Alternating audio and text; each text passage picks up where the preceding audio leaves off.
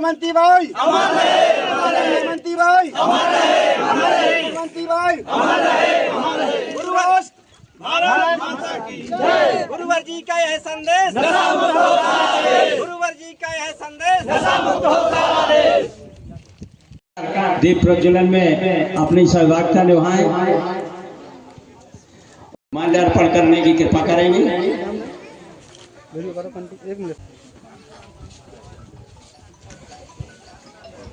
जय हिंदू राष्ट्र भारत माता की जय। रानी अवंतीबाई अमर रहे, रानी अवंतीबाई अमर रहे।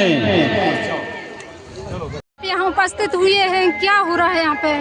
आज रानी अवंतीबाई की जयंती का कार्यक्रम ग्राम पंचायत झरौली में बड़े धूमधाम से मनाया जा रहा है और भगवती मानव कल्याण संगठन के तत्वाधान में है कार्यक्रम मनाया जा रहा है। क्षेत्र के सभी यहाँ के जनप्रतिनिधि, आसपास के ग्रामों से लोग आए हुए हैं। बड़े भव्यता के साथ एक क्रम मनाया जा रहा है। रानी अवंतीबाई हिंदू राष्ट्र भारत माता की जय। विजय विश्व तिरंगा प्यारा, विजय विश्व तिरंगा प्यारा। रानी अवंतीबाई जयंती मना रहे, किस उद्देश्य से मना रहे हैं?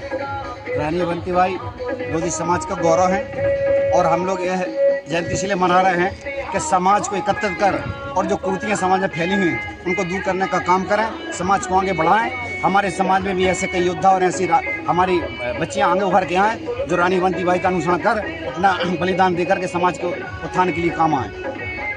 अवंतीबाई ने तो देश अंग्रेजों से लड़ाई लड़ी थी, आप लोग नशा से लड़ाई लड़ रहे हैं, क्या ये लड़ाई हमेशा चलती रहेगी? हाँ बिल्कुल, हम लोग जो नशा से होने वाली देश के लिए हानि है उसको बचाकर देश को आगे बढ़ाएंगे और समस्त मानवता के लिए हम काम कर रहे हैं। एक जाति धर्म विशेष के लिए नहीं, हम सभी धर्मों को लेकर, सभी समाज के लोगों को लेकर ये कार्य कर रहे हैं। इसमें मात्र लोधी समाज के नहीं, सभी समाजों के लोग उपस्थित होकर रानी अवंतीबाई जी की जन्म जयंती मना रहे हैं। जय भारत माता की। रानी अवंतीबाई के जितना बखान किया जाए उतना भी कम है। रानी अवंतीबाई लोधी ब्रिटिश शासन से लड़ने के लिए एक सशक्त नारी और वीरांगना थी। हमारे देश में सबसे ज्यादा जहर फैला है जाति का। उन्होंने जाति के लिए लड़ाई नहीं लड़ी, उन्होंने देश के लिए लड़ाई लड़ी।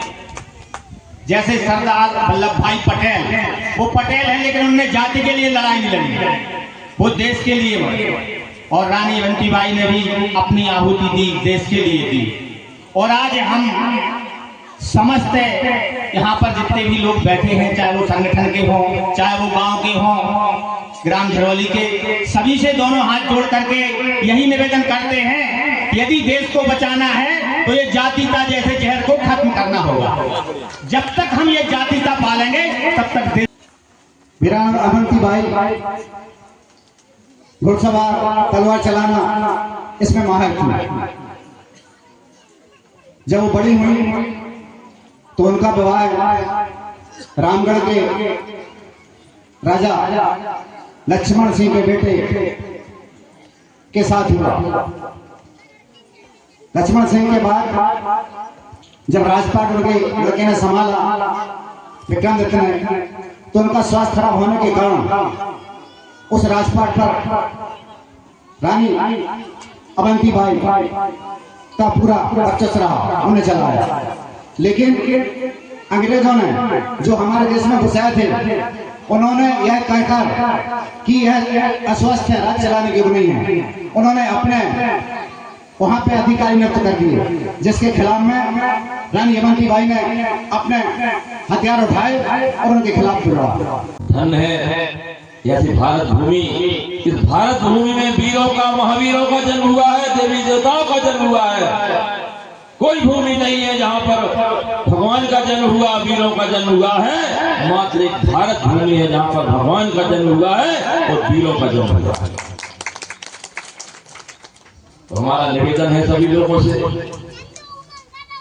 जो ग्राम के लोग हैं, रानी अवंतीबाई के चरणों में अपना श्रद्धा सुमन करके जाएं, तो नशा ना करें। साय के नेतृत्व में किया, सभी जमींदार राजाओं को बुलाया कि अगर आप लोग अंग्रेजों से लाना चाहते, गुप्त पत्र भेजा और उस पत्र के साथ 2 चूड़ियां भी भेजी कि आप या तो अंग्रेजों के साथ युद्ध करने को तैयार हो जाओ, और अंग्रेजों के साथ युद्ध नहीं करना है तो चूड़ियां पहनकर घर में बैठ जाओ। ऐसी महारानी अवंतीबाई। रानी अवंतीबाई ने हमारे देश की जनता पर जो अत्याचार अंग्रेज कर रहे थे उसके प्रति लड़ाई लड़ी। रानी अवंतीबाई का राज्य डिंडोरी जिला में था, आदिवासियों के क्षेत्र में था। अंग्रेज आदिवासियों पर बहुत अत्याचार कर रहे थे, उनको लूट रहे थे, फ्री में मजदूरी करवा रहे थे, अपना काम करवा रहे थे, बैल की तरह जोत रहे थे और वहां की जनता पर बहुत अत्याचार कर रहे थे। छोटे छोटे 2 महीने बच्चों को मार रहे थे, महिलाओं के साथ अनाचार कर रहे थे। उससे क्रोधित होकर रानी ने अपनी जनता पर अत्याचार सहन नहीं किया और उन्होंने लड़ाई लड़ी और ऐसी लड़ाई लड़ी कि अंग्रेजों को वहां से खदेड़ दिया। लेकिन अंग्रेजों की सेना भारी थी, उनके सहयोगी गरीब थे, आदिवासी थे, मजदूर थे।